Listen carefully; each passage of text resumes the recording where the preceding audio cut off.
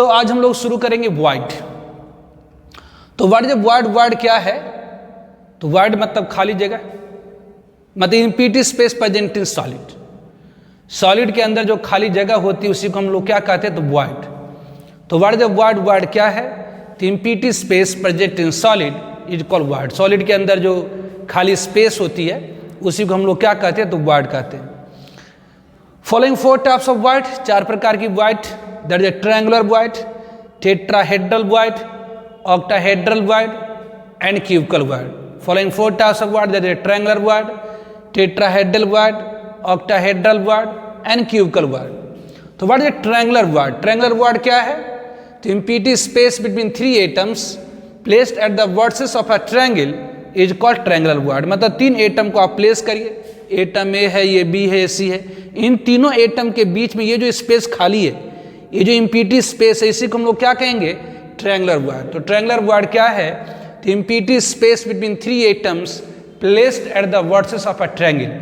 3 atom को अगर हम ट्रायंगल के वर्सेस पर रख दें तो उन तीनों एटम के बीच में जो खाली जगह होती है उसी को हम लोग क्या कहते हैं? तो ट्रायंगुलर वॉइड। यदि इस ट्रायंगुलर वॉइड में कोई एटम को हम फिट बिठाना चाहें, फिट बैठ जाना मतलब एक ऐसा एटम इसमें हम बिठाना चाहते हैं जो ऑल 3 एटम को टच करे, तब उसकी रेडियस कितनी होगी? तो हम लोग कैलकुलेट करना चाहते हैं radius of an atom which can be fitted into triangular void. एक ऐसी एटम जो ट्रायंगुलर वॉइड में बिल्कुल जाकर फिट बैठ जाए। फिट बैठ जाना मतलब तीनों को टच करना चाहिए, और उसकी रेडियस निकालना चाहें तो कैसे निकालेंगे? तो पहले इसको नोट कर लीजिए, फिर बताऊं मैं। तो what is the triangular void? Triangular void क्या है? तो empty space between 3 atoms placed at the vertices of A triangle. यदि 3 एटम को हम लोग ट्रायंगल के वर्सेस पे पुट कर दें तो उन तीनों एटम के बीच में जो स्पेस खाली होगी उसी को हम क्या कहते हैं? तो ट्रायंगुलर वॉइड। तो empty space between 3 atoms placed at the vertices of A triangle is called triangular void. तो 3 एटम को यदि ट्रायंगल के वर्सेस पे पुट कर दे तो उन तीनों एटम के बीच में जो एम्प्टी स्पेस होगी उसी को हम क्या कहते हैं? तो ट्रायंगुलर वॉइड। तो मान लेते हैं कि ये सारी एटम है जिसका रेडियस कैपिटल आर है, कैपिटल आर है, कैपिटल आर है। ये सारी एटम है जिसकी रेडियस कैपिटल आर है, कैपिटल आर है, कैपिटल आर है। हम लोग एक ऐसी एटम को इसमें फिट बैठा दे ताकि ये तीनों एटम को टच करे। मतलब रेडियस ऑफ एन एटम, हम चाहते क्या है? एक ऐसा एटम इसमें फिट बिठाना जो इन तीनों एटम को टच करे, मतलब इसमें जाकर फिट बैठ जाए।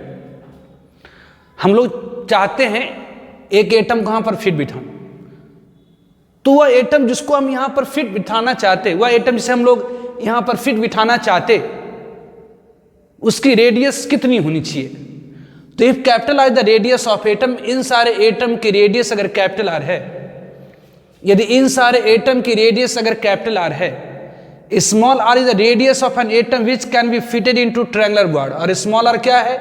एक ऐसी एटम की रेडियस है। स्मॉल आर क्या है? तो एक ऐसी एटम की रेडियस है जो इस ट्रायंगुलर वॉइड में जाकर बिल्कुल फिट बैठ जाए। तो if capital R the radius of atom, मतलब इन सारे एटम की रेडियस अगर कैपिटल आर है, small R is the radius of an atom which can be fitted into triangular void. अगर हम मान लें कि कैपिटल आर इन सारे एटम की रेडियस है और स्मॉल आर एक ऐसी एटम की रेडियस जिसमें जाकर बिल्कुल फिट बैठ जाए, तो इस स्मॉल एटम की रेडियस कितनी होनी चाहिए? इसे हम लोग कैलकुलेट करना चाहते हैं। तो आप देखिए, इसका सेंटर हमने मान लिया ए, हमने माना इसका बी, इसका हम लोगों ने माना सी। तो यहां पर A B is equal to B C is equal to C A is equal to कितनी? तो 2r।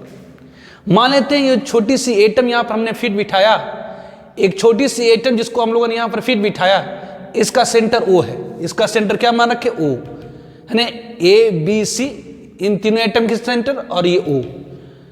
तो O को अगर हम लोग A से मिलाए, या O को हम लोग B से मिलाएं, या O को हम लोग C से मिलाएं, तो कितनी डिस्टेंस होगी OA की? मतलब OA की लेंथ कितनी हो जाएंगी? तो यहां से चलेंगे, तो यहां चलते चलते स्मॉल r, इसका रेडियस स्मॉल r माने, तो यहां चल कर स्मॉल r, फिर यहां चल कर कैपिटल R। तो जो लेंथ हो जाएंगी कितनी? तो capital R plus small r। तो OB is equal to OA is equal to OB is equal to OC is equal to कितनी? तो capital R plus small r।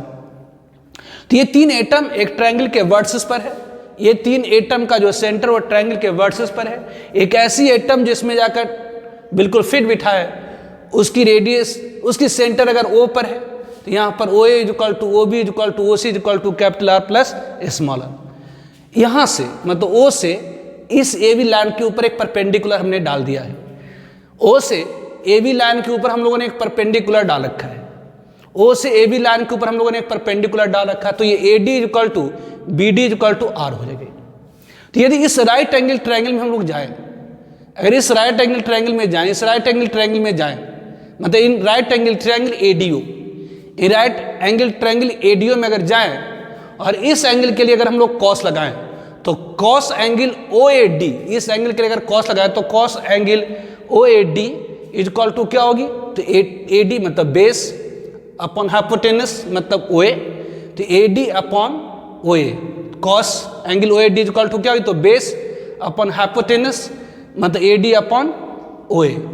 तो AD की वैल्यू कितनी, तो कैपिटल R, OA की value कितनी, तो capital R plus small r। तो ये एंगल कितनी है, तो टोटल आपका ये कितना है, तो एक तरह से इक्विलैटरल ट्रायंगल हो गई। तो इक्विलैटरल ट्रायंगल में क्या होगी, तो सारे एंगल ये 60 डिग्री, ये 60 डिग्री, ये 60 डिग्री, ये एक इक्विलैटरल ट्रायंगल हो गई। तो इक्विलैटरल ट्रायंगल की सारी एंगल कितनी, तो 60 डिग्री, ये 60 डिग्री, 60 डिग्री। अगर इसको इससे आप मिलाएंगे तो ये एंगल को बाइसेक्ट कर रहा, 2 बराबर भागों में बांट रहा, तो ये एंगल कितनी होगी, तो 30 डिग्री।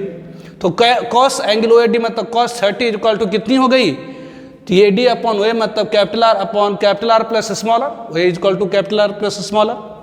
कॉस 30 की वैल्यू √3/2 होती है, तो ये capital √3/2 equal to capital R upon capital R plus small r। ये इसको उल्टा कर दे तो 2 अपॉन √3 इक्वल टू क्या हो गई, तो capital R plus small r upon capital R। तो 2 को अगर √3 से डिवाइड कर दे तो इसकी वैल्यू कितनी, तो 1.155। इसको डिवाइड करने पर इसकी वैल्यू कितनी आती है, 1.155। इसको R से डिवाइड करिए तो 1 plus small r upon capital R। तो small r upon capital R equal to कितनी हो गई, तो small r upon capital R equal to 0.155 हो गई। Small r upon capital R equal to 0.155 मतलब स्मॉल r इक्वल टू कितनी, तो 0.155 r। मतलब एक ऐसी एटम जो ट्रायंगुलर बॉर्ड में बिल्कुल जाकर फिट बैठेगा, उसकी रेडियस कितनी होगी, तो 0.155 r। मतलब मान लेते हैं कि इन सारे एटम की रेडियस 100 पिकोमीटर 100 पिकोमीटर 100 पिकोमीटर है, तो एक ऐसी एटम जो ट्रायंगुलर बॉर्ड में जाकर बिल्कुल फिट बैठेगी, उसकी रेडियस कितनी होगी, तो अगर कैपिटल R 100 पिकोमीटर का मान लीजिए तो ये कितना हो आएगा, तो स्मॉल r इक्वल टू वो आएंगी 15.5 पिकोमीटर की हो जाएंगी। मतलब अगर इन सारे एटम की रेडियस कैपिटल R है तो एक ऐसी एटम जो ट्रायंगुलर बॉर्ड में जाकर बिल्कुल फिट बैठे वो 0.155 कैपिटल R बिल्कुल फिट बैठे, मतलब लिमिटिंग रेडियस है ये। मतलब इससे नीचे का इसका कहने का मतलब हुआ कि इससे छोटा एटम ऑब्वियसली इन तीनों एटम को टच नहीं कर पाएगा, तो इसको कहते हैं लिमिटिंग रेडियस है ये, है ना। मिनिमम इतना रेडियस का एटम चाहिए जो जाकर तीनों एटम को क्या कर सकता है, टच कर सकता है। उससे थोड़ा और बड़ा होगा तो टच करेगा, लेकिन उसका भी एक लिमिट है।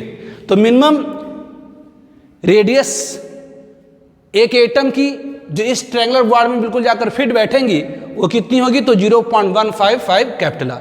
तो इसको याद रखते हैं, अब इतना डेरिवेशन की उतनी जरूरत है नहीं, ये जस्ट एक फार्मूला ग्रुप में याद ही रखते हैं कि एक ऐसी एटम जो ट्रायंगुलर बॉर्ड में जाकर बिल्कुल फिट बैठेंगी उसकी रेडियस कितनी होगी, तो 0.155 कैपिटल R। एक ऐसी एटम जो ट्रायंगुलर बॉर्ड में बिल्कुल जाकर फिट बैठेंगे उसकी रेडियस कितनी होगी, तो 0.155 कैपिटल R। एक ऐसी एटम जो ट्रायंगुलर बॉर्ड में बिल्कुल जाकर फिट बैठेंगे उसकी रेडियस कितनी होगी, तो 0.155 कैपिटल R। ना कोऑर्डिनेशन नंबर ऑफ ट्रायंगुलर बॉर्ड, कोऑर्डिनेशन नंबर आप जानते हैं कि total number of nearest neighbour atom, nearest neighbour मतलब टचिंग, एक एटम को जितना अदर एटम टच करता है वह उसकी कोऑर्डिनेशन नंबर कहलाती है। तो ट्रायंगुलर बॉर्ड की कोऑर्डिनेशन नंबर क्या होगी, तो एक ऐसी एटम जो ट्रायंगुलर बॉर्ड में जाकर बिल्कुल फिट बैठे उसकी कोऑर्डिनेशन नंबर क्या होगी, तो ट्रायंगुलर बॉर्ड में जो एटम बैठा हुआ है वो कितने अदर एटम को टच करेगा, तो 3 एटम को। तो कोऑर्डिनेशन नंबर ऑफ ट्रायंगुलर बॉर्ड कितनी होती है, 3 होती है। ठीक है, तो इसको नोट कर लीजिए पहले। नाउ टेट्राहेड्रल बॉर्ड, टेट्राहेड्रल बॉर्ड और ऑक्टाहेड्रल बॉर्ड ये दोनों ही इम्पॉर्टेंट है। मेनली बॉर्ड में हम लोगों को जो पढ़नी है वो टेट्राहेड्रल एंड ऑक्टाहेड्रल बॉर्ड ही पढ़नी है। टेट्राहेड्रल बॉर्ड, ऑक्टाहेड्रल बॉर्ड और उसकी पोजीशन FCC और SCP यूनिट सेल में।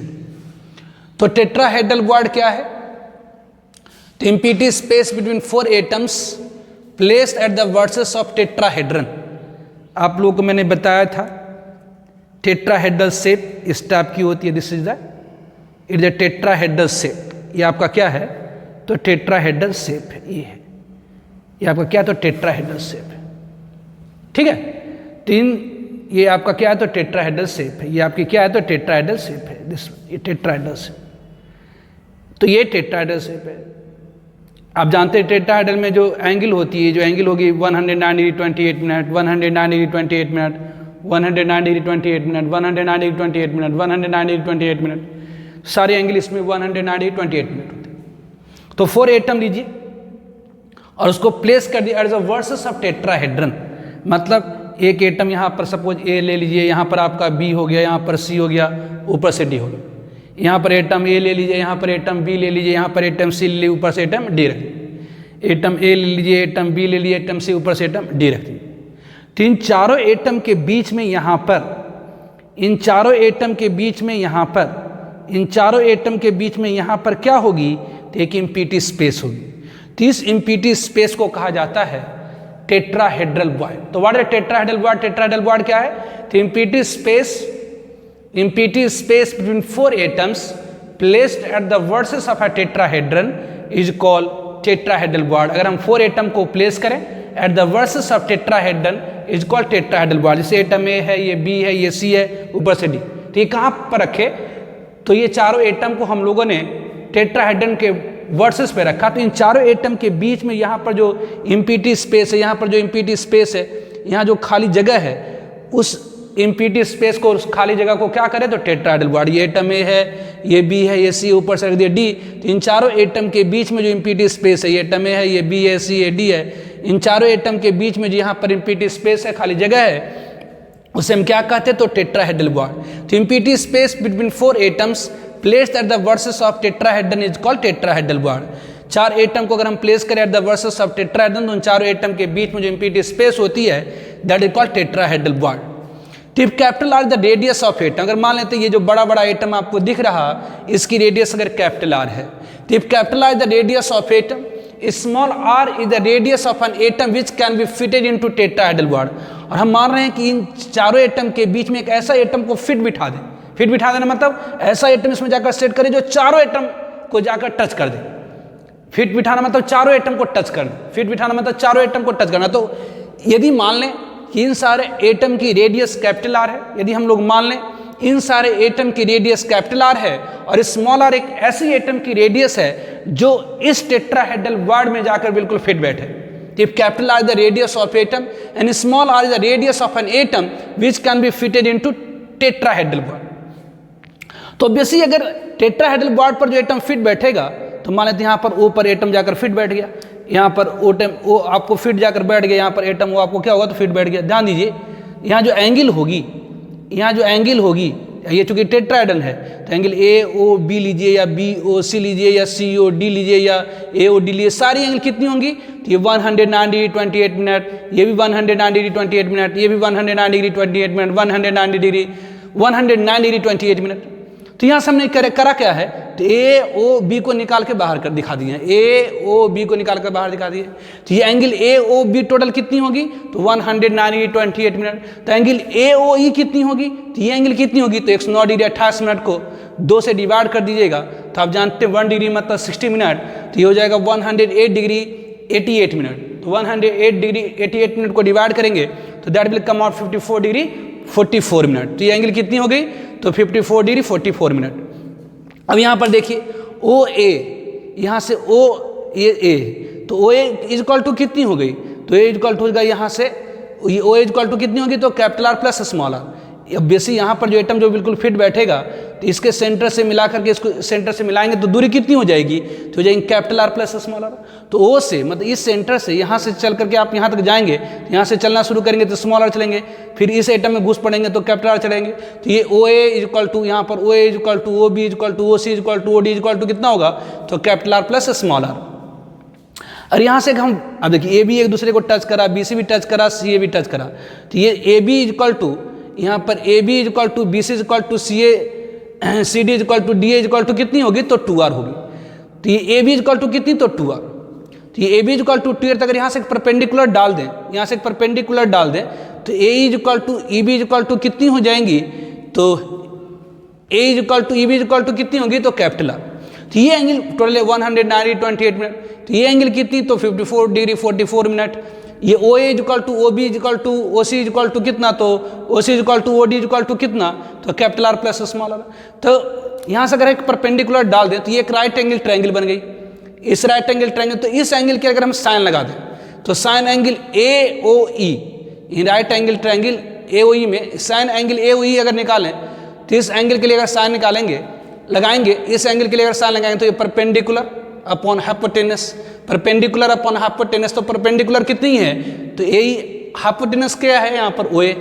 तो ये sine 54 degree 44 minute equal to कितनी हो गई, तो ये परपेंडिकुलर कैपिटल आर है और हाइपोटेनस मतलब विकर्ण कितनी है, तो capital R plus small R है। तो साइन 54 डिग्री 44 मिनट की जो वैल्यू होती है ट्रिग्नोमेट्रिक रेशियो के टेबल में अगर जाकर निकाल देखें तो 54 डिग्री 44 मिनट की वैल्यू होती है 0.8163, है ना। इसकी वैल्यू कितनी होती है, तो 0.8163 equal to capital R upon capital R plus small R. इसको उल्टा कर दीजिए तो 1/0.8163 इक्वल टू उल्टा कर देंगे मतलब ये नीचे चला जाएगा, 1 ऊपर चला जाएगा, ये ऊपर चला जाएगा नीचे, तो capital R plus small R upon capital R. तो ये 1 को अगर 0.8163 से डिवाइड करें तो इसकी वैल्यू आती है 1.225। तो 1.225 इक्वल टू आर से डिवाइड करिए तो 1 plus small R upon capital R. तो ये small R upon capital R equal to कितनी हो गई, तो 0.225। तो ये स्मॉल आर इक्वल टू कितना हो गया, तो 0.225 कैपिटल आर। तो रेडियस ऑफ, तो ये निकल आया रिजल्ट। तो ये इतना डेरिवेशन का कोई ज़रूरत है नहीं, एक्चुअली में इसकी डेरिवेशन की कोई ज़रूरत है नहीं।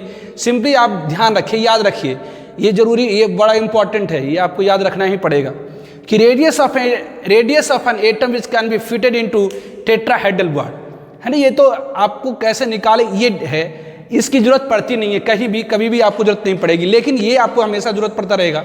Radius of an atom which can be fitted into tetrahedral bond, एक ऐसी एटम जो टेट्राहेड्रल बॉन्ड में जाकर बिल्कुल फिट बैठेंगी, एक ऐसी एटम जो टेट्राहेड्रल बॉन्ड में जाकर बिल्कुल फिट बैठेंगे, उसकी रेडियस कम से कम कितनी होनी चाहिए, तो 0.225 कैपिटल आर होना चाहिए। तो radius of an atom which can be fitted मतलब चारों एटम को टच करे, तो एक ऐसी एटम जो टेट्राहेड्रल बॉन्ड को बिल्कुल जाकर फिट बैठे, उसकी रेडियस कितनी होगी, तो 0.225 कैपिटल आर। तो जैसे ट्रायंगुलर बॉन्ड के लिए याद रखने के लिए बोले small R equal to 0.155 capital R, इसी तरह से और टेट्राहेड्रल बॉन्ड के लिए भी याद रखना होगा क्या, तो small R equal to 0.225 capital R. तो radius of an atom which can be fitted into tetrahedral bond, एक ऐसी एटम जो टेट्राहेड्रल बॉन्ड में जाकर बिल्कुल फिट बैठेंगी, उसकी रेडियस कितनी होती है, तो 0.225 कैपिटल आर, इसे ध्यान रखेंगे। उस तरह से अगर आपको कहा जाए कोऑर्डिनेशन नंबर टेट्राहेड्रल बॉन्ड, तो कोऑर्डिनेशन नंबर क्या है, तो total number of nearest neighbour atom, nearest neighbour atom मतलब टचिंग एटम, एक एटम को जितना अदर एटम टच करता है, सॉलिड स्टेट में एक एटम को जितना अदर एटम टच करता है वह उसकी क्या कहलाती है, तो कोऑर्डिनेशन नंबर। तो एक ऐसी एटम जो टेट्राहेड्रल बॉन्ड में जाकर बिल्कुल फिट बैठेंगी, वो कितने अदर एटम को टच करेगा, तो 4। तो coordination number of atom in tetrahedral bond में एटम की कोऑर्डिनेशन नंबर कितनी होती है, तो 4 होती है। तो पहले इसको आप नोट डाउन कर लीजिए। Now coordination number of tetrahedral bond तो कितनी होगी, तो 4। Now position of tetrahedral bond in एब्सिस यूनिट सेल, एब्सिस यूनिट सेल में टेट्राहेड्रल बॉन्ड, एब्सिस में टेट्राहेड्रल बॉन्ड कहाँ पर होती है, तो इन एब्सिस unit cell tetrahedral bonds are present beside and inside each corner of unit cell. तो एफसीसी जिसे हम सीसीपी भी कहते हैं, तो एफसीसी में टेट्राहेड्रल बॉन्ड कहाँ पर मौजूद होती है, तो प्रत्येक कॉर्नर के बगल में अंदर में होती है, प्रत्येक कॉर्नर के बगल में अंदर में होती है क्या, ये टेट्राहेड्रल बॉन्ड, ये कॉर्नर है इसके बगल में, ये कॉर्नर है इसके बगल में, ये कॉर्नर है इसके बगल में, अंदर में टी मतलब टेट्राहेड्रल बॉन्ड है ना, ये क्या है, तो टेट्राहेड्रल बॉन्ड है। प्रत्येक कॉर्नर के बगल में अंदर में क्या होती है, तो टेट्राहेड्रल बॉन्ड होती है, प्रत्येक कॉर्नर के बगल में अंदर में, तो ये कॉर्नर के बगल में अंदर में होता है, ठीक है। 4 एटम से खिला हुआ स्पेस, मतलब ये एक एटम, ये दूसरा है, ये तीसरा, ये चौथा। तो इन चारों एटम के बीच में क्या होता है, तो ये घिरा हुआ एक स्पेस होता है, खाली जगह होता है, दैट इज अ टेट्राहेड्रल। मतलब यहाँ पर 4 एटम से घिरा हुआ एक स्पेस खाली है। उस तरह से इस कॉर्नर के बगल में भी एक 4 एटम से घिरा हुआ स्पेस खाली होगा। उस तरह से इस कॉर्नर के बगल में भी 4 एटम से घिरा हुआ स्पेस खाली होगा। इस कॉर्नर के बगल में भी 4 एटम से घिरा हुआ स्पेस खाली होगा। इस कॉर्नर के बगल में 4 एटम से घिरा हुआ स्पेस खाली होगा। इस कॉर्नर के बगल में 4 एटम से घिरा हुआ स्पेस खाली होगा।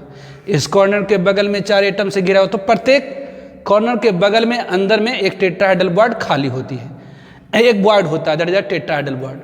तो टेट्राहेड्रल बॉन्ड की पोजीशन एफसीसी यूनिट सेल में कहाँ पर होती है, तो सिंपल याद रखिए, बिसाइड इनसाइड ईच कॉर्नर, प्रत्येक कॉर्नर के बगल में अंदर में होता है ना, प्रत्येक कॉर्नर के बगल में अंदर में होता है, प्रत्येक कॉर्नर के बगल में अंदर में होता है क्या, तो tetrahedral bond. In FCC unit cell tetrahedral bonds are present beside and inside each corner of unit cell, प्रत्येक कॉर्नर के बगल में अंदर में क्या होता, तो टेट्राहेड्रल बॉन्ड होती है। तो total number of tetrahedral bond in FCC unit cell, तो एफसीसी यूनिट सेल में total number of tetrahedral bond कितनी होगी, तो एफसीसी यूनिट सेल में total number of tetrahedral bond कितनी होगी, तो एफसीसी यूनिट सेल में total number of tetrahedral bond कितनी होगी, तो एफसीसी यूनिट सेल में total number of tetrahedral bond कितनी होगी, तो प्रत्येक कॉर्नर के बगल में अंदर में, तो 8 कॉर्नर है, तो 1 2 3 4 5 6 7 8, तो प्रत्येक कॉर्नर के बगल में अंदर में है, तो 8 कॉर्नर है, तो 8 कॉर्नर के बगल में अंदर में होगा, तो टोटल टेट्राहेड्रल बॉन्ड की संख्या कितनी होती है, तो 8। याद रखिएगा, इसको बड़ा इंपॉर्टेंट है। Total number of tetrahedral bond in FCC unit cell 8 है ना, नाम का उल्टा है जी, टेट्राहेड्रल बॉन्ड है लेकिन संख्या 8 है ना। टेट्राहेड्रल बॉन्ड मतलब मत समझिएगा 4 होगा, नहीं, टेट्राहेड्रल बॉन्ड की संख्या एफसीसी में कितना होता है, तो 8। याद रखिए, इट्स वेरी वेरी इंपॉर्टेंट, बड़ा पूछता है इसको। Total number of tetrahedral bond in FCC unit cell कितनी होती है, तो 8 होती है। Total number of tetrahedral bond in FCC unit cell कितनी, 8। तो कहाँ पर होता है, तो प्रत्येक कॉर्नर के बगल में अंदर में होता है, प्रत्येक कॉर्नर के बगल में अंदर में होता है, प्रत्येक कॉर्नर के बगल में अंदर में होता है। तो total number of tetrahedral bond कितनी, 8। अब आपने पढ़ा है कि एक एफसीसी यूनिट सेल में जो जेड की वैल्यू होती है 4, जेड मतलब number of atom per unit cell, तो आप कह सकते हैं कि जी टोटल एटम की संख्या मतलब जेड की वैल्यू तो 4 होती है, तो एफसीसी में 4 एटम होता है और इसमें टेट्राहेड्रल बॉन्ड की संख्या 8 हो गई। तो 4 एटम पर 8 टेट्राहेड्रल बॉन्ड है, 4 एटम पर अगर 1 टेट्राहेड्रल बॉन्ड है तो 1 एटम पर कितना होगा, तो 8/4। तो अगर 4 एटम पर 8 टेट्राहेड्रल बॉन्ड है तो 1 एटम पर कितनी, तो 8/4, तो 8/4 मतलब 2 टेट्राहेड्रल बॉन्ड पर एटम। तो number of tetrahedral bond per atom in FCC, number of tetrahedral bond per atom in FCC मतलब एक एटम पर कितना टेट्राहेड्रल बॉन्ड हुआ। तो आपने पढ़ा है कि एफसीसी यूनिट सेल के, एफसीसी के एक यूनिट सेल में 4 एटम होता है, तो 4 एटम पर 8 टेट्राहेड्रल बॉन्ड, तो एक एटम पर कितना, तो 8/4। तो ये number of tetrahedral bond per atom in FCC unit cell कितनी हो गई, तो 8/4, that is 2 tetrahedral bond per atom. तो ये मेनली याद रखना, ये मेनली आपको ये लाइन याद रखना है, beside and inside each corner of unit cell. तो एफसीसी यूनिट सेल में टेट्राहेड्रल बॉन्ड कहाँ पर मौजूद होता है, तो प्रत्येक कॉर्नर के बगल में कितना होता है संख्या, तो 8 हो जाएगा। तो number of tetrahedral bond per atom कितनी, तो 2 टेट्राहेड्रल पर, बाकी सब तो डेरिवेशन है। एक्चुअली में इसमें लाइन याद रखना है कि एफसीसी यूनिट सेल में टेट्राहेड्रल बॉन्ड कहाँ पर होती है, तो प्रत्येक कॉर्नर के बगल में अंदर मतलब 8 टेट्राहेड्रल बॉन्ड होता है। तो number of tetrahedral bond per atom कितनी होगी, तो 2 टेट्राहेड्रल बॉन्ड। अब ये जो फॉर्मूला आपने एक निकाल दिया कि एफसीसी यूनिट सेल में, एफसीसी यूनिट सेल में, एफसीसी यूनिट सेल जिसे हम सीसीपी भी कहते हैं, क्यूबिक क्लोज पैकिंग, तो एफसीसी यूनिट सेल में एक एटम पर 2 tetrahedral bond, FCC unit cell में एक एटम पर 2 tetrahedral bond, FCC unit cell में एक एटम पर 2 टेट्राहेड्रल बॉन्ड। ये जो आपने फॉर्मूला निकाल दिया ये वैलिड होता है एससीपी के लिए, मतलब हेक्सागोनल क्लोज पैकिंग के लिए भी ये वैलिड होता है। कि क्यों, क्योंकि आपने पढ़ा है कि एफसीसी की पैकिंग एफिशिएंसी 74%, तो एससीपी का भी कितना प्रतिशत पैक होता है, तो 74%, मतलब पैकिंग फ्रैक्शन एफसीसी का लीजिए चाहे एससीपी का लीजिए 0.74 ही आता। वर्ड एफसीसी में 0.26, तो एससीपी में 0.26। चूंकि पैकिंग दोनों की सेम है, पैकिंग फ्रैक्शन दोनों की सेम है, इसलिए जो इक्वेशन आया फार्मूला 1 का, formula of equation 1 is also valid for ACP unit cell.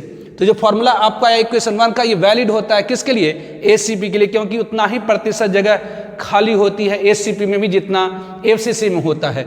जिससे formula of equation 1 is also valid for ACP unit cell because ACP and FCC have same packing fraction। तो ये एक formula आ गया कि close packing में, ये formula आ गया क्या, क्लोज पैकिंग। चाहे हेक्सागोनल क्लोज पैकिंग हो या क्यूबिक क्लोज पैकिंग हो। बीसीसी के लिए नहीं वैलिड होता, ध्यान रखिएगा, ये सिर्फ किसके लिए, एफसीसी और एससीपी के लिए। तो क्लोज पैकिंग में आप याद रखेंगे कि क्लोज पैकिंग में 1 एटम पर 2 टेट्राहेड्रल बॉन्ड, क्लोज पैकिंग में 1 एटम पर 2 टेट्राहेड्रल बॉन्ड, क्लोज पैकिंग में 1 एटम पर 2 टेट्राहेड्रल बॉन्ड। तो अगर क्लोज पैकिंग में 1 एटम पर 2 टेट्राहेड्रल बॉन्ड होता है तो एसीपी की एक यूनिट सेल में कुल टेट्राहेड्रल बॉन्ड की संख्या कितनी होगी, एससीपी के एक यूनिट सेल में कुल टेट्राहेड्रल बॉन्ड की संख्या कितनी हो जाएगी। तो एसीपी के एक यूनिट सेल में टोटल टेट्राहेड्रल बॉन्ड की संख्या कितनी होगी। तो आपने पढ़ा कि एक एटम पर अगर 2 टेट्राहेड्रल बॉन्ड तो 2 एटम पर 2 × 2, 3 एटम पर 3 × 2, 4 एटम पर 4 × 2। तो एसीपी के एक यूनिट सेल में कितना एटम होता है, पिछले क्लास में बताया था ना, कितना, तो 6। तो एक एटम पर 2 टेट्राहेड्रल बॉन्ड, 2 एटम पर 2 × 2, 3 एटम पर 3 × 2, 4 एटम पर 4 × 2, तो 6 एटम पर कितना, तो 6 × 2 मतलब 12 टेट्राहेड्रल बॉन्ड। तो इसमें जो इंपॉर्टेंट आपके लिए हुआ, याद रखिए एफसीसी के एक यूनिट सेल में कितने टेट्राहेड्रल बॉन्ड, तो 8 की कैसे याद रखेंगे। तो याद रखिए कि एफसीसी में टेट्राहेड्रल बॉन्ड कहाँ पर होता है, तो प्रत्येक कॉर्नर के बगल में अंदर में होता है, प्रत्येक कॉर्नर के बगल में अंदर में होता है, प्रत्येक कॉर्नर के बगल में अंदर में 4 एटम से घिरा हुआ एक स्पेस खाली होता है, that is the tetrahedral bond. तो total number of tetrahedral bond in FCC कितनी, तो 8। तो number of tetrahedral bond per atom कितना, तो 2। और ये वैलिड होगा एससीपी के लिए भी, इसलिए total number of tetrahedral bond in SCP कितना, तो 12 होता है, ठीक है। नाउ ऑक्टाहेड्रल बॉन्ड, तो what is octahedral, octahedral bond क्या है, empty space between 6 atoms place at the vertices of octahedron. 6 atom को प्लेस करिए कहाँ पर, तो eight the vertices of octahedron. यदि 6 एटम को प्लेस करें कहाँ पर, तो eight the vertices of octahedron is called what, तो ऑक्टाहेड्रल बॉन्ड। जैसे अगर मान लेते हैं इस तरह से है ना, ये इस तरह से ऑक्टाहेड्रन आप लोगों को हमने बताया था, इस तरह से ये है ना, एक है यहाँ, अगर सपोज एटम ए है, एटम बी है, एटम सी है, यहाँ एटम डी है, ऊपर से ई रख दीजिए, नीचे एफ रख दीजिए, है ना।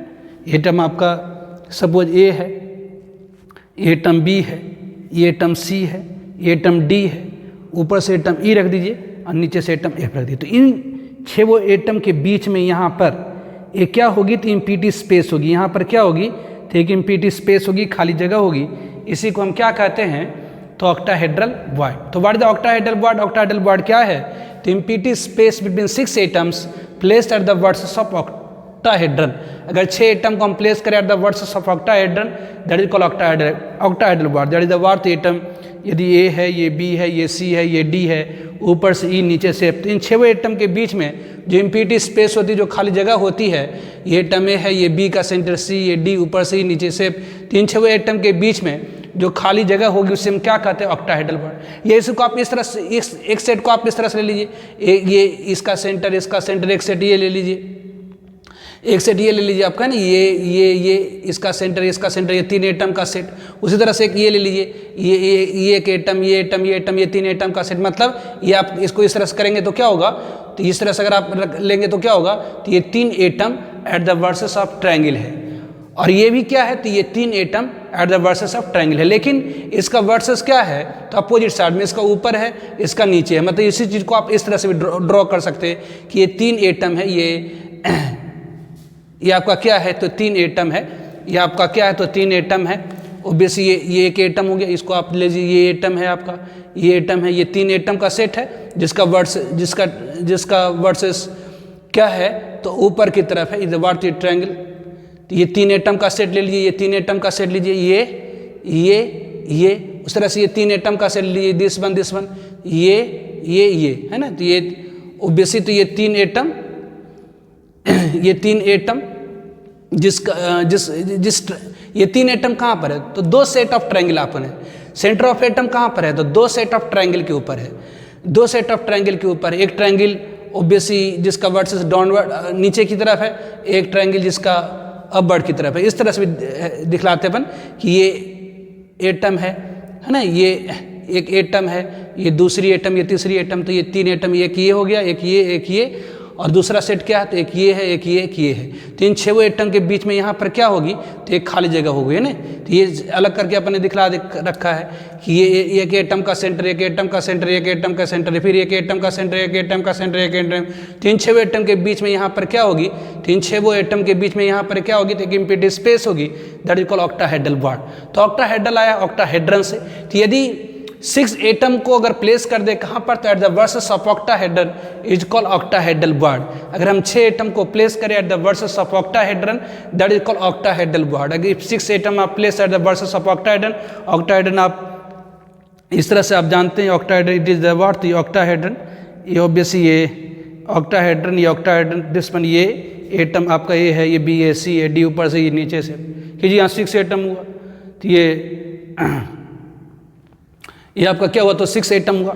6 एटम के बीच में ऑक्टाहेड्रन नाम इसलिए क्योंकि इसको अगर आप मिलाइएगा, इससे आप मिलाइए, इससे आप मिलाइए, इससे आप मिलाइए, इससे मिलाइए, तो 4 एज ऊपर बना, फिर इसको आप मिलाइएगा, इसको आप मिलाइएगा, इससे मिलाइएगा, इससे मिलाइएगा, 4 एज नीचे बना। तो इसलिए इसे कहा जाता है ऑक्टाहेड्रन, 8 एज से बना हुआ जो शेप होता है, दैट इज ऑक्टाहेड्रन। तो ऑक्टाहेड्रल बॉन्ड क्या है, तो empty space between 6 atoms place at the vertices of octahedron is called octahedral bond.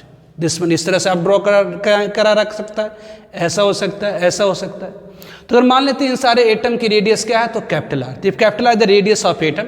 इन सारे एटम की रेडियस अगर कैपिटल आर है, small R is the radius of an atom which can be fitted into octahedral bond. मतलब इन 6 atom के बीच में एक atom को बिल्कुल जाकर फिट बिठाना चाहते हैं। तो अगर कैपिटल आर रेडियस, अब जैसे मान लेते हैं ये ए है, ये बी है, ये सी है, डी है, ऊपर से नीचे से, तो इन 6 एटम के बीच में एक एटम को अगर फिट बिठाना चाहते हैं तो इसकी रेडियस कितनी होगी, तो मान लेते हैं इसकी रेडियस कितनी है, तो स्मॉल आर है। इसकी रेडियस हमने क्या मान लिया, स्मॉल आर। तो यहाँ से आप देख सकते हैं A B is equal to B C is equal to C is equal to D A कितनी, तो 2r है। अगर हम लोग ए सी निकालना चाहें, तो अगर ए सी निकालना चाहेंगे तो क्या कहेंगे, तो ये पाइथागोरस थ्योरम से A D square plus C D square under root, तो ये 2r का square plus 2r square under root, मतलब 2√2r आ जाएगी। मतलब ए सी इक्वल टू कितना आ गया, तो 2√2r। लेकिन अगर ए से तक चल के सी तक जाएं तो कितनी डिस्टेंस ट्रेवल करनी पड़ जाएगी आपको, ए से चलकर सी तक जाएं तो कितनी डिस्टेंस ट्रेवल करनी पड़ जाएगी, तो यहाँ से यहाँ कैपिटल आर, फिर यहाँ से यहाँ स्मॉल आर, फिर यहाँ से यहाँ स्मॉल आर, फिर यहाँ से यहाँ capital R, that is equal to 2√2r। तो ये आपका क्या हो जाएगा, तो ये 2 यहाँ से 2 कॉमन निकलेगा, तो 2 कैंसिल आउट हो जाएंगे, तो क्या बचेगा, तो small R plus capital R is equal to √2r। जैसे आर से डिवाइड कर दीजिए, तो ये √2 की वैल्यू 1.414, तो ये कितना हो गया, तो कैपिटल आर से डिवाइड करेंगे तो ये 1 plus small R upon capital R, तो small R upon capital R की वैल्यू कितनी, तो 0.414, मतलब स्मॉल इज इक्वल टू कितना, तो 0.414 कैपिटल आर। तो radius of an atom which can be fitted into octahedral bond, एक ऐसी एटम जो ऑक्टाहेड्रल बॉन्ड में जाकर बिल्कुल फिट बैठेंगी, एक ऐसी एटम जो ऑक्टाहेड्रल बॉन्ड में जाकर बिल्कुल फिट बैठेंगी, उसकी कम से कम कितनी रेडियस होनी चाहिए, तो 0.414 कैपिटल आर। तो रेडियस ऑफ एन एटम तो आपको याद रखना है, जैसे ट्रायंगुलर बॉन्ड के लिए याद रखने के लिए बोले small R is equal to 0.155 capital R, tetrahedral bond के लिए याद रखने के लिए बोले small R is equal to 0.225 capital R. उसी तरह से ऑक्टाहेड्रल बॉन्ड के लिए भी आप याद रखेंगे क्या, तो radius of an atom which can be fitted into octahedral bond कितनी होगी, तो small R is equal to 0.414 capital R. तो radius of an atom which can be fitted into octahedral bond कितनी होगी, तो 0.414 कैपिटल आर। तो अगर coordination number पूछा जाए कि ऑक्टाहेड्रल बॉन्ड की कोऑर्डिनेशन नंबर कितनी होगी, तो एक ऐसी एटम जो ऑक्टाहेड्रल बॉन्ड में जाकर बिल्कुल फिट बैठेगी, कितना अदर एटम को टच करेगा, ये 3 एटम ऊपर 3 एटम नीचे, या कि यहाँ 4 एटम यहाँ पर, 1 एटम ऊपर 1 एटम नीचे, तो 6 एटम को टच करेगा। इससे ऑक्टाहेड्रल बॉन्ड की कोऑर्डिनेशन नंबर कितनी होती है, तो 6 होती है। ऑक्टाहेड्रल बॉन्ड की कोऑर्डिनेशन नंबर कितनी है, तो 6 होती है। इसमें याद रखना है कि ऑक्टाहेड्रल बॉन्ड क्या, तो empty space between 6 atom place at the vertices of octahedral, radius of an atom which can be fitted into octahedral bond, octahedral bond में जो एटम फिट बैठेगी उसकी रेडियस कितनी, तो small R is equal to 0.414 capital R. Coordination number कितनी होती है octahedral bond की, तो ऑब्वियसली 6 होती है, नोट डाउन करिए। तो coordination number of octahedral bond, coordination number मतलब total number of nearest neighbour atom, मतलब टचिंग एटम, एक एटम को जितना अदर एटम टच करता हुआ उसके कोऑर्डिनेशन नंबर कहलाती है। तो coordination number of octahedral bond कितनी होती, तो 6, क्योंकि एक एटम जो ऑक्टाहेड्रल बॉन्ड में जाकर बिल्कुल फिट बैठेंगी 6 अदर एटम को टच करेगा, इसलिए coordination number of octahedral bond कितनी होगी, तो 6। Now position of octahedral bond in IFCC unit से, एफसीसी यूनिट सेल में ऑक्टाहेड्रल बॉन्ड क्या हाँ होती है? तो in FCC unit cell octahedral bond are present at each edge centre and body centre of unit cell. आप देख सकते हैं कि एज के सेंटर पर ये एक ऐसा जगह है जो खाली है। कैसे? ये जगह खाली यहाँ पर होता है जो 6 एटम से घिरा हुआ। कि कैसे 6 एटम से जुड़ा हुआ है? तो इस खाली जगह के आगे भी एटम है, अगर इधर लीजिए तो इधर भी एटम है, पीछे भी एटम है, दाएं भी होगा, बाएं भी होगा, इसके नीचे भी है और इसके ऊपर भी है। तो प्रत्येक एज का जो सेंटर होता है वो ऑक्टाहेड्रल बॉन्ड होता है। प्रत्येक एज का सेंटर एफसीसी में प्रत्येक एज का सेंटर क्या है? तो ऑक्टाहेड्रल बॉन्ड है। कैसे? तो यहाँ 6 एटम से घिरा हुआ स्पेस खाली है। कैसे? तो यहाँ इसके आगे भी एटम, इसके पीछे भी एटम, इसके दाएं भी, इसके बाएं भी, उसके ऊपर भी, इसके नीचे भी। तो ये एज का सेंटर है वो एक्चुअली क्या है? तो ऑक्टाहेड्रल बॉन्ड है। जो एज का सेंटर है वो क्या है? तो एक्चुअली ऑक्टाहेड्रल बॉन्ड है। तो एफसीसी यूनिट सेल में प्रत्येक एज का जो सेंटर होता वो ऑक्टाहेड्रल बॉन्ड होता। उसी तरह से बॉडी का सेंटर, अब अगर ये क्यूबिक यूनिट सेल है तो अब ऑब्वियसली क्यूबिक यूनिट सेल में क्या होता है? तो एटम प्रत्येक कॉर्नर पर होती है और प्रत्येक फेस के सेंटर पर होती है। तो ऑब्वियसली ये आपका ये लेफ्ट फेस है ना, ये लेफ्ट फेस है, ये राइट फेस है, ये फ्रंट फेस है, एक रियर फेस है, एक ऊपर वाला फेस, एक नीचे वाला फेस। तो इन 6 फेस को बीच में एक लेफ्ट फेस, एक राइट फेस, एक फ्रंट फेस, एक रियर फेस, एक टॉप फेस, एक बॉटम फेस। तो इन 6 फेस के बीच में एक स्पेस क्या है? तो खाली है। लेफ्ट फेस पर एटम है, राइट फेस पर एटम है, फ्रंट फेस पर है, रियर फेस पर है, टॉप फेस पर है, बॉटम फेस पर है। तो इन 6 फेस के बीच में सेंटर पर एक स्पेस खाली होती है। इन 6 एटम के बीच में बॉडी के सेंटर पर एक स्पेस खाली होती है। तो 6 एटम के बीच में जो खाली जगह होती है उसे हम ऑक्टाहेड्रल बॉन्ड कहते हैं। तो एफसीसी यूनिट सेल में ऑक्टाहेड्रल बॉन्ड कहाँ पर होती है? तो प्रत्येक एज के सेंटर में। कैसे? तो ध्यान दीजिए ये जो खाली जगह इसके आगे भी एटम है, पीछे भी एटम है, इसके दाएं भी, बाएं भी, ऊपर भी होगा। ध्यान दीजिए यहाँ इतना यूनिट सेल नहीं होगा, इसके ऊपर भी यूनिट सेल, उसके ऊपर भी यूनिट सेल, उसके ऊपर भी यूनिट सेल। तो ऑब्वियसली एज के सेंटर के आगे एटम, पीछे एटम, दाएं एटम, बाएं एटम, नीचे एटम, ऊपर एटम। 6 एटम के बीच में जो एम्प्टी स्पेस होती है that is called octahedral bond. That is edge centre and body centre पर क्या होता है? तो ऑक्टाहेड्रल बॉन्ड है। आपको मैंने बताया था याद रखने के लिए कि in cubic unit cell at each corner, याद रखने बोले हैं कि प्रत्येक कॉर्नर पर 1 एटम का 1/8 पार्ट होता है। प्रत्येक फेस के सेंटर पर हाफ पार्ट होता है, बॉडी के सेंटर पर पूरा एटम होता है, और एज के सेंटर पर भी तत्काल याद रखिए, एज के सेंटर पर 1 एटम का 1/4 पार्ट होता है। याद रखिए प्रत्येक कॉर्नर पर 1 एटम की 1/4 पार्ट, प्रत्येक फेस पर हाफ, एज के सेंटर पर 1/4 पार्ट, एज के सेंटर पर 1/4 पार्ट। तो यदि प्रत्येक कॉर्नर पर 1 एटम का 1/8 पार्ट है तो कॉर्नर से एटम अगर निकाल लीजिए तो कितना जगह खाली बच जाएगा? कि जी 1 एटम का 1/8 पार्ट के बराबर जगह खाली बच जाएगी। फेस पर 1 एटम का हाफ पार्ट है, फेस पर 1 एटम का हाफ पार्ट, तो वहां से अगर एटम को निकालेंगे तो कितनी जगह खाली बच जाएंगे? कि जी हाफ पार्ट बच जाएगा। उसी तरह से प्रत्येक एज के सेंटर पर 1 एटम का 1/4 पार्ट होता है। ऑब्वियसली जो एज के सेंटर पर एटम होता है उसको कटिंग हो जाती है, ऐसे काट दिए तो आधा हो गया, फिर ऐसे काटिए तो आधा हो गया। ऐसे एटम एज के सेंटर पर अगर ऐसे एटम रख दिए तो ऐसे कट जाता है तो आधा हो जाता है, फिर ऐसे कर देंगे तो आधा का आधा, मतलब 1/4। तो अगर वहां पर जगह खाली है तो कितने एटम के बराबर जगह खाली है? तो पूरा एटम के बराबर नहीं, बल्कि कितना? 1 एटम का 1/4 पार्ट के बराबर जगह खाली होता है। तो ध्यान रखिएगा at each edge centre 1/4 part of an atom occupy, चूंकि ईच एज सेंटर पर 1/4 part of an atom occupy करता, so empty space, so empty space मतलब octahedral bond will 1/4 part of whole bond. इससे प्रत्येक एज के centre पर पूरा bond नहीं होता है, ध्यान रखिए प्रत्येक एज के सेंटर पर पूरा बॉन्ड नहीं होता, बल्कि कितना होता है? तो पूरे बॉन्ड का 1/4 पार्ट होता है। क्यों? क्योंकि वहां पर 1 एटम का 1/4 पार्ट अगर ऑक्यूपाई कर सकता है तो अगर जगह खाली है तो कितनी जगह खाली है? तो होल बॉन्ड का 1/4 पार्ट, होल बॉन्ड का 1/4 पार्ट, होल बॉन्ड का 1/4 पार्ट। ध्यान रखिए। तो आपको याद क्या रखना है कि एफसीसी यूनिट सेल में प्रत्येक एज का सेंटर और बॉडी का सेंटर ऑक्टाहेड्रल साइट होता है। एफसीसी यूनिट सेल में प्रत्येक एज का सेंटर और बॉडी का सेंटर क्या होता है? ऑक्टाहेड्रल साइट होता है, मतलब ऑक्टाहेड्रल बॉन्ड होता है। एफसीसी यूनिट सेल में एज का सेंटर और बॉडी का सेंटर क्या होता है?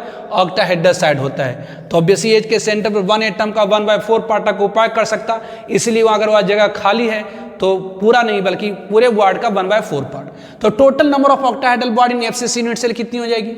तो कहेंगे जी प्रत्येक एज का सेंटर जो है ऑक्टाहेड्रल साइट है, तो टोटल एजेज कितनी है, तो 12 है, 1 4 ऊपर 4 नीचे 4 ये 12। तो एक वार्ड का मात्र 1/4 पार्ट खाली है, तो 12 एज पर कितना हो जाएगा, तो 12 इंटू 1/4 प्लस बॉडी के सेंटर में तो पूरा जगह ही खाली है, तो ये 1। तो total number of octahedral ward in FCC unit cell कितनी होती, 4 होती है। इसको याद रखना है आपको, ध्यान रखिए।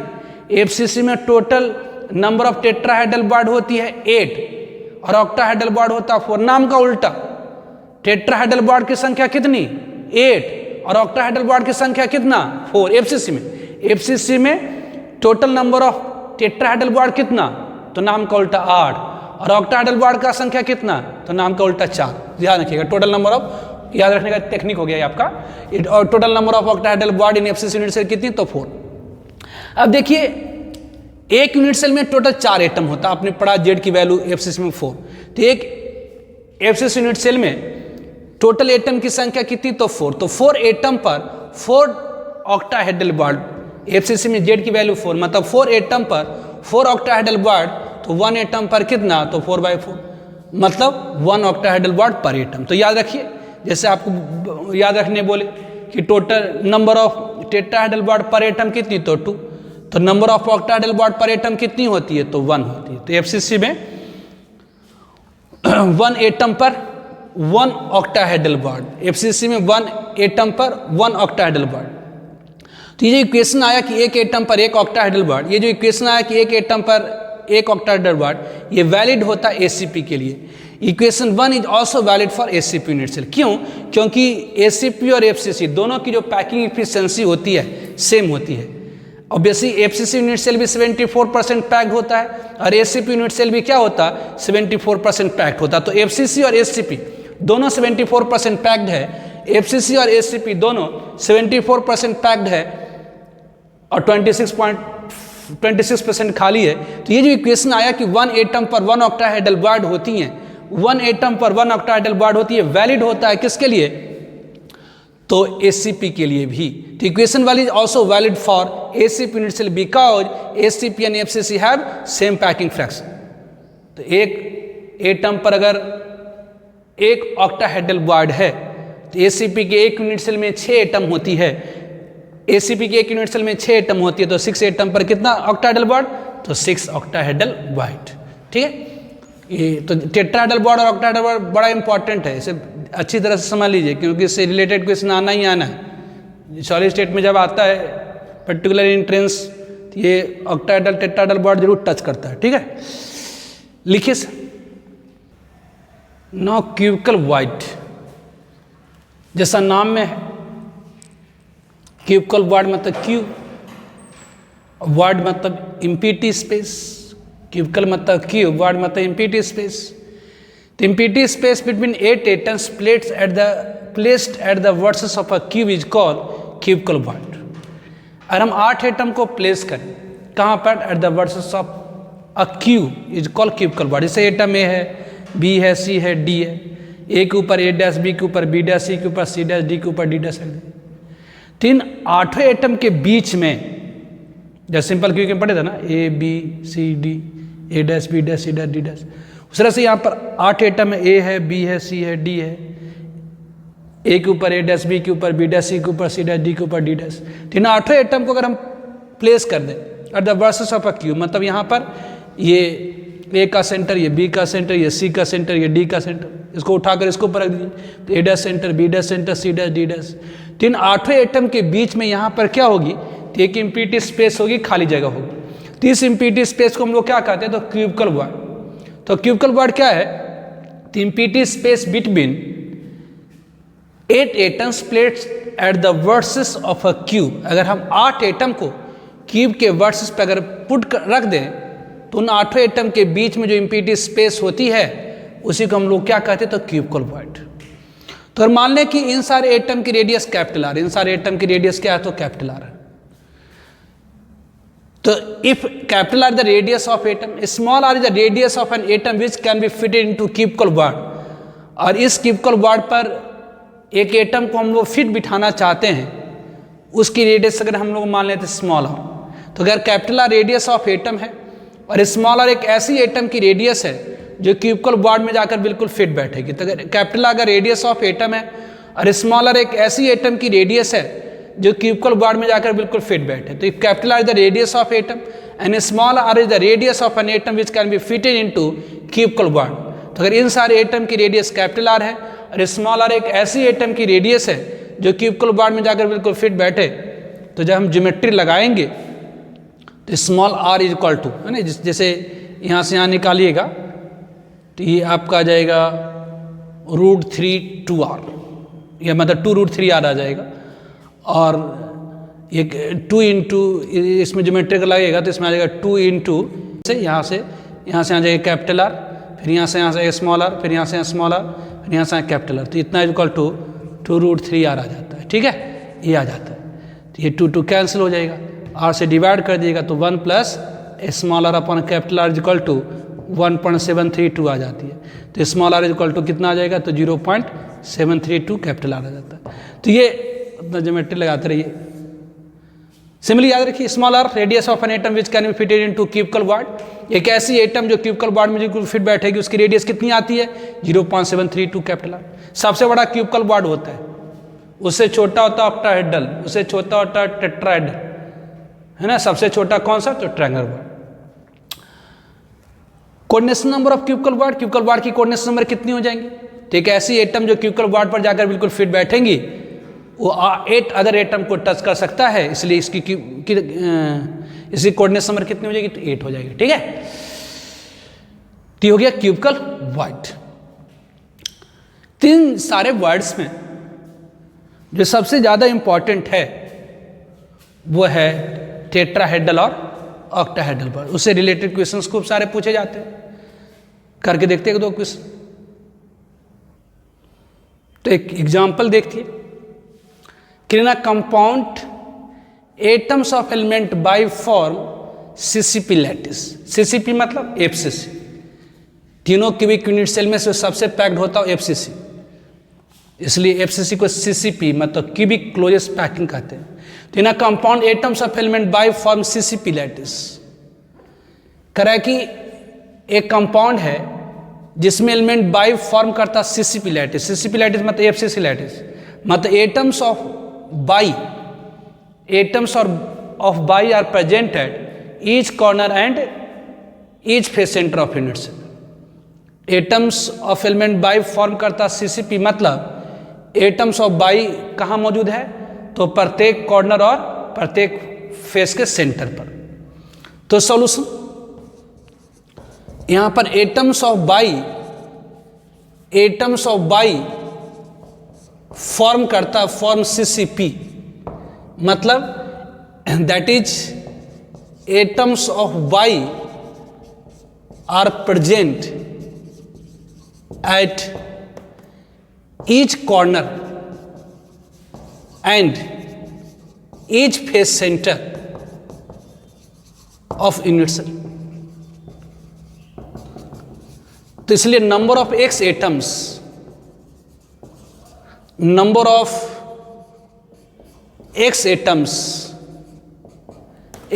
की संख्या कितनी हो जाएंगी, sorry number of by atom form करता है एफसीसी। तो बाई एटम कहां पर मौजूद है, तो प्रत्येक कॉर्नर और प्रत्येक फेस के सेंटर पर। तो 1 कॉर्नर पर 1 एटम की 1/8 पार्ट होती है, 1 कॉर्नर पर 1 एटम की 1/8 पार्ट, तो 8 कॉर्नर पर कितनी, तो 8 इंटू 1/8। 1 कॉर्नर पर 1 एटम की 1/8 पार्ट होती है, 1 कॉर्नर पर 1 एटम की 1/8 पार्ट, तो 8 कॉर्नर पर 8 इंटू 1/8 प्लस 1 फेस पर हाफ होता है, तो 6 फेस पर 6 इंटू हाफ, तो ये कितनी हो गई, तो 4 एटम हो गई। अब सॉरी बाई की 4 एटम हो गई। कह रहा है 2 ऑफ एलिमेंट एक्स, जबकि एलिमेंट एक्स की जो एटम है वो ऑक्यूपाई करता 2/3 of tetrahedral bonds. Atoms of element x की जो एटम है वो कहाँ मौजूद है, तो 2/3 ऑफ टेट्राहेड्रल बॉन्ड। सारे एफसीसी के सारे टेट्राहेड्रल बॉन्ड पर नहीं मौजूद है, एफसीसी के सारे टेट्राहेड्रल बॉन्ड पर मौजूद नहीं है, बल्कि कहां पर मौजूद है, तो 2/3 ऑफ टेट्राहेड्रल बॉन्ड। तब हम लोग नंबर ऑफ एक्स एटम्स निकालते हैं, नंबर ऑफ एक्स एटम। तो आपको याद रखने के लिए बोले, एफसीसी यूनिट सेल में टेट्राहेड्रल बॉन्ड की संख्या 8 होती है और ऑक्टाहेड्रल बॉन्ड की संख्या 4 होती है। तो यहाँ पर ऑक्टाहेड्रल बॉन्ड नहीं बल्कि टेट्राहेड्रल बॉन्ड कर रहा है। तो एक्स एटम कहाँ पर है? तो 2/3 ऑफ टेट्राहेड्रल बॉन्ड। तो नंबर ऑफ एक्स एटम कितनी हो जाएगी? तो 2/3 of tetrahedral bond. Tetrahedral bond की संख्या कितनी? तो 8। तो ये कितनी होगी? तो 16/3। तो फॉर्मूला क्या होना चाहिए? तो फॉर्मूला ऑफ कंपाउंड, जो फॉर्मूला ऑफ कंपाउंड, कंपाउंड की फॉर्मूला क्या होनी चाहिए? तो फॉर्मूला ऑफ कंपाउंड क्या होनी चाहिए? तो एटम एक्स की संख्या होगी 16/3 और एटम वाई की संख्या होगी 4। इसको आप कर सकते हैं 3 से मल्टीप्लाई कर दीजिए, x 16/4/12। जब भी फॉर्मूला लिखा जाता है सिंपल रेशियो फॉर्म में, तो 4 से अगर डिवाइड कर दीजिएगा तो हो जाएगा x4/3। तो ये फॉर्मूला क्या होगी? तो x4/3। ठीक है। तो इसमें और बहुत सारी क्वेश्चंस बहुत तरह का आता, खूब आता है इससे, मतलब देखेंगे तो लगभग 1 साल के इंटरवल पर आ ही जाता है इससे। तो आज ऐसे रहने देते हैं, ज़्यादा लंबा हो जाएगा अदरवाइज, है ना। तो आज रहने देते हैं, नेक्स्ट क्लास में हम लोग structure of some ionic compound करेंगे, structure of rock salt, structure of caesium chloride, structure of zinc sulphide. तो कुछ आयनिक कंपाउंड के स्ट्रक्चर भी हम लोगों को स्टडी करनी है। ठीक है। तो रहने देते हैं। Okay, bye.